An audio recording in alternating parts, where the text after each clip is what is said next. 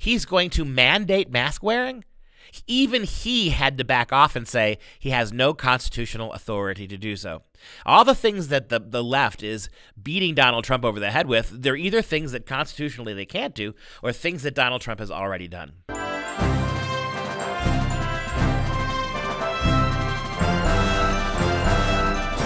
I'm Dr. Duke, and this is Constitution Corner. Well, in this confusing time that we live in, sometimes maybe the best way to understand where we are constitutionally is not those situations where we're actually fighting about the Constitution. If we're fighting about the Constitution, if both sides are trying to argue why they have the constitutionally correct position, then we have a healthy debate. Then we're in a position where we're taking account of the Constitution. We're putting it first, so to speak. And I'll give an example of that. The Amy Coney Barrett election to the Supreme Court, the nomination. There seems to be a lot of constitutional back on both sides, right? The funny thing is that the Democrats keep arguing that what the Republicans are doing here is somehow a violation of precedent. It's somehow a violation of the last wish of Ruth Bader Ginsburg. None of those things are constitutional.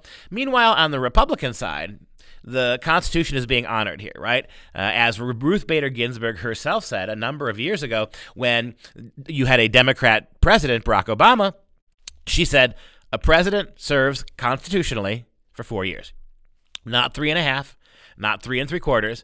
That means Donald Trump, even if he loses in a landslide in November, constitutionally, Donald Trump is the president of the United States through the inauguration in the middle of January of 2021. That means a lame duck Donald Trump, who's been dealt a 50-state loss in January 1st, still has the capacity to nominate a Supreme Court justice to hold hearings.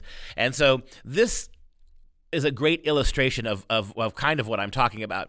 On the progressive side, they have no constitutional way of defending themselves, which is why they keep harping on utterly irrelevant things like, well, Ruth Bader Ginsburg in her dying breath said she didn't want Trump to replace her. Well, big deal. You have no constitutional precedent. You have no constitutional basis on which to handle the wishes of lately deceased Supreme Court justices. But at least the Constitution is front and center in that debate. Speaking of debates, one of the things that really is puzzling to me, and I think a lot of people, is listening to the debates and what the topics of the debates were, how the first debate went, and anticipating the new debate that's about to happen between Vice President Mike Pence and Kamala Harris. And when the strategy for Kamala Harris has been leaked. She's going to go after Mike Pence because, A, he's a homophobe, because he's a Christian, and in the minds of the progressive left, to be a serious Christian means you must hate all gay people. It may be untrue, but that's her tack, which is, again, a completely unconstitutional issue. And then the other thing she's going to come after Vice President Pence for is COVID. In fact, ask yourself this.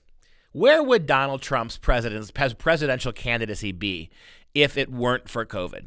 You have to imagine over the last 9 months that the steady arc of the economy was going higher, higher, higher.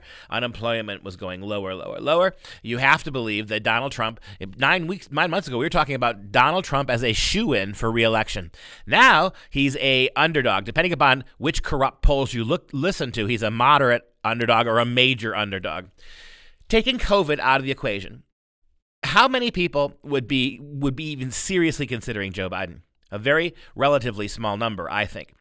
And COVID is one of those things that if we actually were talking about the Constitution, Donald Trump would be almost completely exonerated. The argument is that he didn't do it right. He didn't handle this right. He wasn't presidential. He should have fixed this. 1,001 things that backseat quarterbacks, Sunday morning quarterbacks, backseat drivers telling Trump that he should have done. But you know what? Almost everything he's being told he should have done, constitutionally, he couldn't do. As with the riots, Donald Trump does not have constitutional authority to flood individual states with warriors or soldiers who can put down violent rebellion. He has those, but only in extreme terms. The governors of those states are the primary ones to make those calls. Trump handled that exactly right. We saw in a lot of states out on the West Coast, they adamantly told Donald Trump to get your federal officers out of here. He did that. The violence continued, while here in Wisconsin, the mayor of Kenosha said, yes, we want your help, Donald Trump. He sent forces, and boom, within one night, the whole thing was cleared up. Back to the COVID. I'm listening to these Joe Biden campaign ads that are ubiquitous. They're everywhere about how he's going to fix COVID. He's going to fix it, right? And what is his fix? He's going to mandate mask wearing? Even he had to back off and say he has no constitutional authority to do so. All the things that the left is beating Donald Trump over the head with, they're either things that constitutionally they can't do or things that Donald Trump has already done.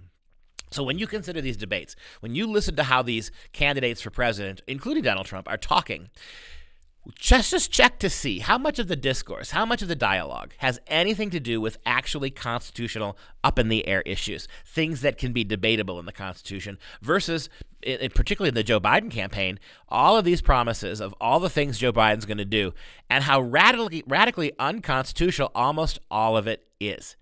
He's going to destroy the coal industry. He's going to make abortion the law of the land. Let that sink in. If Joe Biden's elected president and Roe versus Wade falls, he will make abortion the law of the land. How? You have no constitutional basis on which to do so. And this has been Liberty News Hour. As always, you can go to thenewamerican.com and jbs.org for more information on these topics as well as more shows.